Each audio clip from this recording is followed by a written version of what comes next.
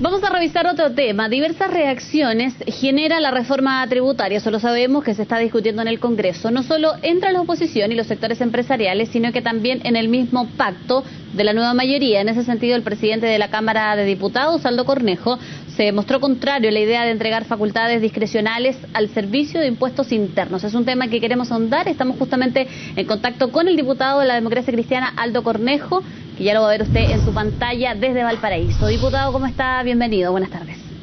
Muy buenas tardes, encantado. Diputado, bueno, quería partir preguntándole que usted mismo nos aclarara, y usted mencionó que no le parecía que un ente fiscalizador tenga una discrecionalidad más allá de lo razonable.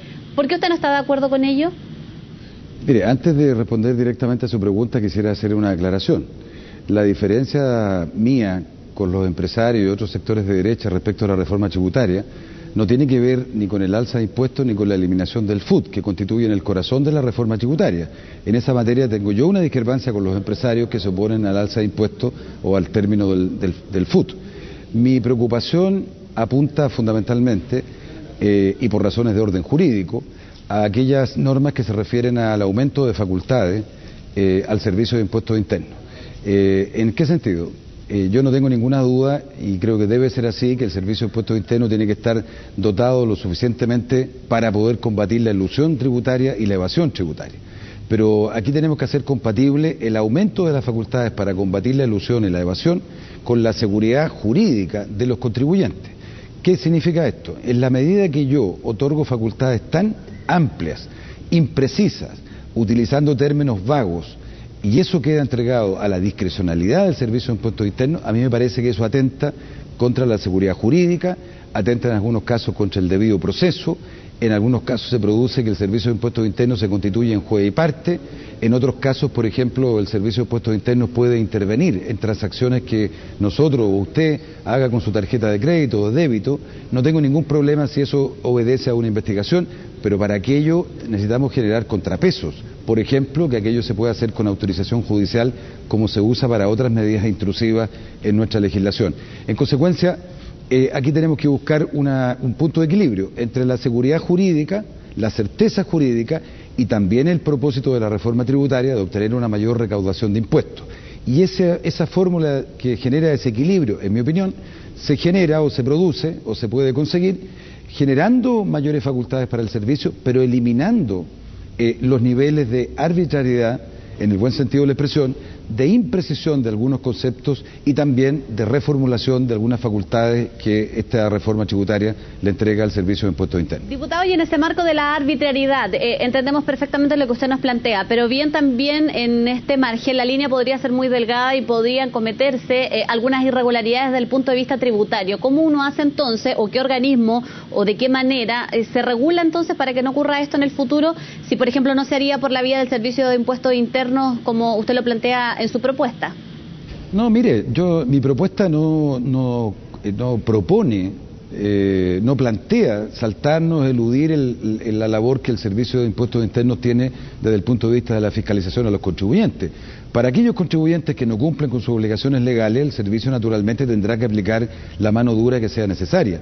Lo que yo estoy diciendo es lo siguiente: yo tengo que darle mayores facultades al Servicio de Impuestos Internos, no tenemos ninguna duda, ninguna vacilación, pero al mismo tiempo tengo que evitar de que el Servicio de Impuestos Internos afecte, por ejemplo, el debido proceso, califique actos jurídicos que las partes han podido realizar conforme a las normas jurídicas vigentes en Chile. Quiero colocarle un ejemplo: si yo celebro un contrato de arriendo y ese contrato de arriendo cumple todas las normas legales, es un contrato perfectamente válido. La reforma está entregándole al Servicio de Impuestos Internos la posibilidad de calificar de manera distinta ese acto jurídico. Podría decir en consecuencia que ese contrato de arriendo que cumple todas las normas para ser efectivamente un contrato de arriendo, el Servicio de Impuestos Internos, en uso de estas facultades, podría decir que no es un contrato de arriendo, que es un contrato de leasing.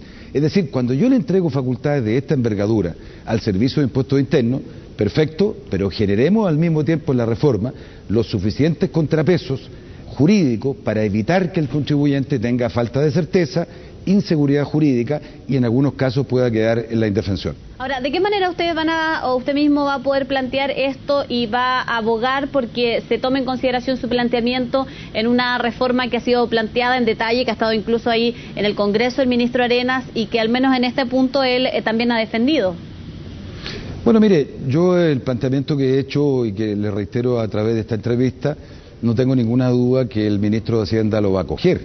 A mí me parece que nosotros tenemos que aprobar la reforma tributaria de las dos materias que le señalé al comienzo de esta conversación, aumento de los tributos y eliminación del FUT, pero también creo que el ministro debe estar disponible para concordar con los parlamentarios este equilibrio entre la seguridad jurídica y las atribuciones del Servicio de Impuestos Internos. Yo no lo hago con el propósito de torpedear la reforma. Yo soy abogado, tengo formación jurídica y a mí me parece que no es incompatible aumentar la recaudación tributaria para financiar los gastos permanentes que la Presidenta ha señalado, educación y otros, y eso compatibilizarlo con la certeza jurídica que en un país como el nuestro deben tener todos los contribuyentes, particularmente aquellos contribuyentes que cumplen, que son la inmensa mayoría, que cumplen con sus obligaciones tributarias. Diputado, ¿y usted cree que hoy el Servicio de Impuestos Internos es una institución que está en condiciones de asumir los nuevos desafíos que se plantean en esta reforma tributaria? Y se lo pregunto porque el Servicio de Impuestos Internos, usted y todos sabemos, ha estado en la palestra por varios casos y ha sido cuestionado en la administración anterior, en lo más reciente. ¿Cómo lo ve usted ahora a la institución? A ver, yo tengo la opinión siguiente. Yo creo que esta reforma naturalmente le entrega un conjunto de mayores responsabilidades y mayores tareas al Servicio de Impuestos Internos. Usted comprenderá que cuando aumenta la recaudación también va a aumentar, por decirlo de alguna manera simple, el trabajo y las tareas que va a desarrollar dicho servicio. Segundo lugar, tengo la íntima convicción que en los 4 años del gobierno pasado, el Servicio de Impuestos Internos, como otros servicios fiscalizadores, como el Servicio Nacional de Aduanas, por ejemplo, sufrieron una merma, una disminución en capacitación, en contratación de personal, mejoramiento de sus sistemas tecnológicos, y por tanto esta reforma para el Servicio de Impuestos Internos constituye naturalmente un gran desafío. Ahora, el proyecto contempla la contratación de 400 o 500 funcionarios más para cumplir labores fiscalizadoras, y no cabe ninguna duda, como lo planteó hoy día en la Comisión de Hacienda el presidente de los fiscalizadores de impuestos internos, que esta reforma tiene que traer consigo también un fortalecimiento del Servicio de Impuestos Internos, que no se agota solo en la contratación de mayores fiscalizadores, mayores funcionarios, sino en mejorar sistemas de capacitación, sistemas tecnológicos, porque la reforma naturalmente va a significar un aumento de trabajo. Solamente un dato: esta reforma se aplica en 4 años, en forma gradual. Cada año, de acuerdo a lo que se va a aprobar en la Cámara de Diputados, hay un aumento del impuesto de primera categoría. En consecuencia, en 4 años, cada año de esos 4 tiene una ley de impuesto a la renta distinta en lo que se refiere a la tasa que van a pagar los contribuyentes. En consecuencia, usted comprenderá que eso significa un trabajo adicional complejo para el Servicio de Impuestos Internos y para sus funcionarios, que tenemos que hacernos cargo y reforzar el Servicio de Impuestos Internos, como también, dicho sea de paso, reforzar el Servicio Nacional de Aduanas para cumplir con el propósito de recaudar más y evitar evasión tributaria y elusión tributaria. Bien, diputado Aldo Cornejo, le agradezco mucho por conversar con nosotros en CNN. Que tenga una buena tarde. Igualmente, muchas gracias. Hasta luego.